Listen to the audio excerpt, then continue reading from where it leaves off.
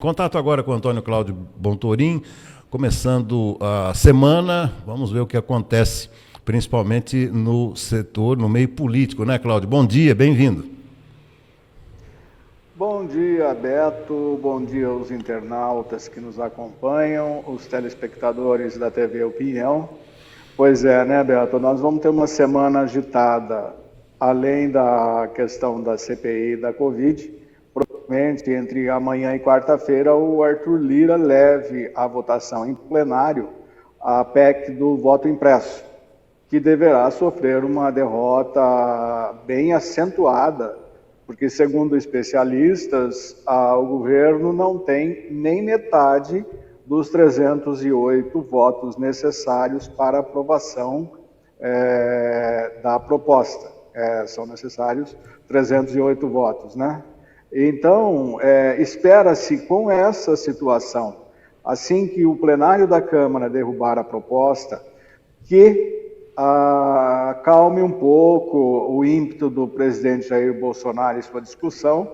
Ele já falou vezes que o que o parlamento decidir estará decidido, mas a gente nunca pode confiar muito na humildade e nessa situação do presidente tentar se acomodar um pouco nas suas aparições e nas suas brigas políticas aí por uma coisa que ele defende muito, que é o voto impresso. Aliás, se ele tivesse agido no começo da pandemia, como ele agiu agora na propaganda do voto impresso, com certeza não estaríamos nem um pouco na situação que estamos, Beto. O Cláudio, eu estou vendo aqui, em cima disso que você está falando, acaba de chegar uma informação que o próprio presidente Jair Bolsonaro já está reconhecendo a iminência de uma derrota dessa questão do voto impresso no parlamento, e as contas chegam no seguinte número: pelo menos 15 dos 24 partidos que estão lá no Centrão se declaram contrários à PEC do voto impresso. Então, realmente, se for para o plenário, a derrota é praticamente certa, viu, Cláudio? Provável que seja realmente certa essa derrota, e se não for derrotado em plenário, o Senado derruba. A ampla maioria do Senado é pelo voto tradicional da urna eletrônica, né? E provavelmente também outra situação que a gente tem que ver é que os deputados, todos eles sempre foram eleitos, pelo menos a partir de 96 para cá, pela urna eletrônica, não tem o que reclamar de fraude, de nada. Eles não vão querer trocar o certo pelo duvidoso, né, Beto? Sem dúvida nenhuma. Bom, e segue a CPI da Covid essa semana também, né, Cláudio? Sim, a CPI da Covid vai para a segunda semana no pós-recesso, né? E deverá ter alguns depoimentos interessantes, como o do líder do governo na Câmara, o Ricardo Barros, né? Que está envolvido naquele imbróglio da Covaxin, da compra lá da vacina por superfaturamento, né, Beto? Vamos esperar para ver se de fato a CPI, como eu sempre digo aqui, continuar com uma análise técnica da situação, ela vai realmente chegar aonde tem que chegar. Perfeito. Queria também uma leitura sua a respeito desse final de semana. Vi muitos restaurantes abarrotados aqui em Limeira, Dia dos Pais, evidentemente, uma data em que muita gente prefere sair, mas uma coisa me chamou a atenção, inclusive por volta de uma hora da tarde, num desses restaurantes no centro, havia fila para o pessoal entrar para almoçar, viu, Cláudio? Isso mostra que a situação, entre aspas, né, se normalizou nesse segmento, né, Cláudio? Eu acho que o Ensinas fez uma análise interessante dessa situação, e a gente trouxe também na tribuna desse final de semana o número de internações na URC, que terminou a semana com 48,1%, bem abaixo dos 50%, né? O que a gente não pode, Beto, é descuidar porque senão a situação se complica novamente. Temos que pensar também nessa variante Delta. Ela ainda não chegou a Limeira, a gente torce para que não chegue, mas ela está se aproximando da nossa região. Agora, não sei, eu acho que cada um sabe a sua responsabilidade nesse ponto, e com a liberação que o governo do Estado fez no Plano São Paulo, e deve anunciar uma liberação mais ampla, se não total, no próximo dia 17, nós teremos que ver como vai ficar a situação. Como nós começamos isso domingo passado, dia 1º, nós temos até dia 14 para ver se vai haver aumento ou não. Se não houver aumento no número de contaminações, internados, maravilha, significa que a situação está começando a entrar em controle. Isso seria uma excelente notícia, Beto. Sem dúvida, até porque, pelo pouco que eu vi ontem, as pessoas que aguardavam para entrar nesse restaurante já estavam totalmente sem máscara, sem qualquer medida de distanciamento, né? Tudo bem que são famílias, né? Devem conviver juntos, obviamente. Essas pessoas convivem, né, sob o mesmo teto, mas mesmo assim, outras famílias não, né? A sua família tudo bem, mas quantas outras não. Cláudio, mudando um pouquinho de assunto, queria que você comentasse um pouco do que será tema, certamente nessa semana, a questão do relatório do painel intergovernamental sobre mudanças climáticas.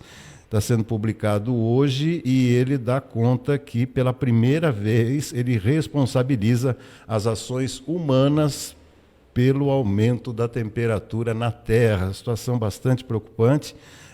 A elevação de praticamente entre 1,5 grau a 2 graus ainda nesse século passa a ser uma realidade, Cláudio. E aí nós já estamos convivendo, né, com situações extremas, principalmente muita seca ou muita chuva, enfim. Esse será o debate desta semana, né, Cláudio? Beto, na realidade, a questão ambiental, ela de muito tempo para cá, com o desmatamento, com a exploração e a imobiliária, ela tem se tornado uma questão muito complexa, ela tem se tornado um tema de debate muito amplo e que muita gente não entendeu ainda esse tema.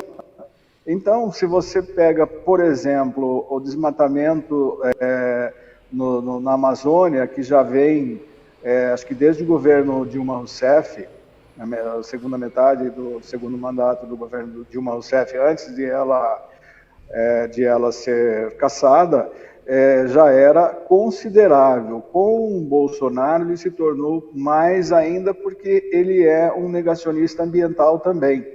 E a gente percebe, Beto, isso daí na própria fauna e na flora silvestre.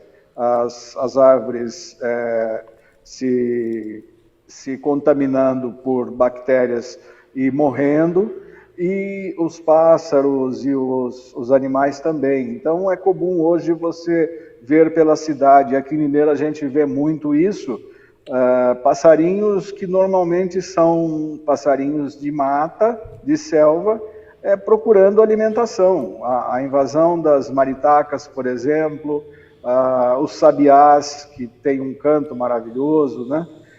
Então eles estão invadindo as cidades, e a gente percebe não só aqui em Limeira, como em outras cidades também, em busca de alimento, porque na floresta já não tem mais o alimento que eles procuram. A questão climática, realmente, nós estamos vendo isso daí com a falta de chuvas em algumas áreas e o excesso de chuvas em outras, e a devastação e queimadas na Amazônia. Quando a gente fala de queimada de Amazônia, a queimada da Amazônia normalmente ela é provocada pelo ser humano. E quando você lembra dos incêndios na Europa e na América do Norte, por exemplo, eles também são provocados por seres humanos.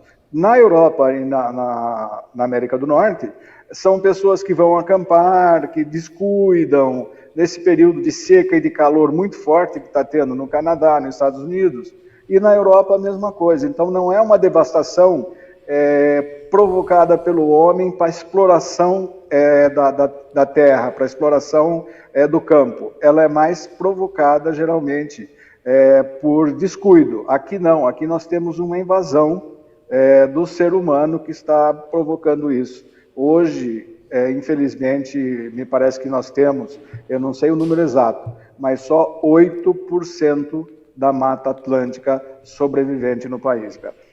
É lamentável. E medidas restritivas, principalmente com relação ao consumo de água. Tive notícia na última sexta-feira que a cidade de Araras já está adotando medidas quanto a um possível racionamento, divisão de horários. Aqui em Limeira a gente não percebe ainda essa movimentação, apenas aqueles populares e tradicionais torpedos, que Limeira vive uma situação crítica também em relação ao abastecimento de água, crise hídrica, mas eu não estou vendo nenhuma movimentação, principalmente da prefeitura, no sentido de pedir a colaboração das pessoas, a colaboração dos munícipes em relação a isso, né, Cláudio? O problema se agrava em nossa cidade.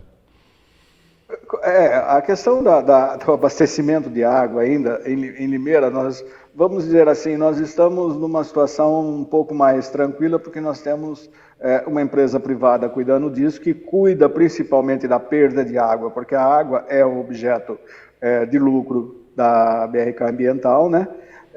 Então há um cuidado maior, mas mesmo assim a situação ela é crítica e pode haver sim um racionamento, não nos níveis de outros municípios, mas se você levar em consideração que nós estamos numa estiagem forte, nós estamos com o Jaguari sendo consumido por outros reservatórios e por outros municípios, e as nossas fontes adicionais também não estão com a sua vazão completa, nós temos que nos preocupar. Então, infelizmente, você vê ainda as pessoas, em vez de varrer a calçada, varrendo com água, não com vassoura. Um monte de situação que a gente nem acredita, né, que aconteça numa situação, num período desses, né? Mas, enfim, eu acho que o que está faltando são campanhas realmente de conscientização. A prefeitura tem feito alguma coisa nesse sentido, mas ainda acredito que seja muito pouco. A BRK manda aqueles folhetos para os clientes, né, que consomem o seu produto, de publicidade, de conscientização, mas eu acredito que nessa situação essa conscientização deveria ser mais pesada, mais forte, para que as pessoas entendam. A água é um recurso finito e também depende dessa mudança climática, que é o que nós estamos vendo. Você vê que aí pega uma corrente, né? Os elos vão se formando e ele é um círculo completo, né? Quanto mais você tem um problema climático, mais você vai sentir nos outros segmentos. Tá certo, vamos ver. Cláudio, muito obrigado então pela contribuição nesse início de semana. Uma ótima segunda-feira. Amanhã a gente volta a bater um papo aqui, amigo. Uma ótima segunda-feira para todos nós e até amanhã.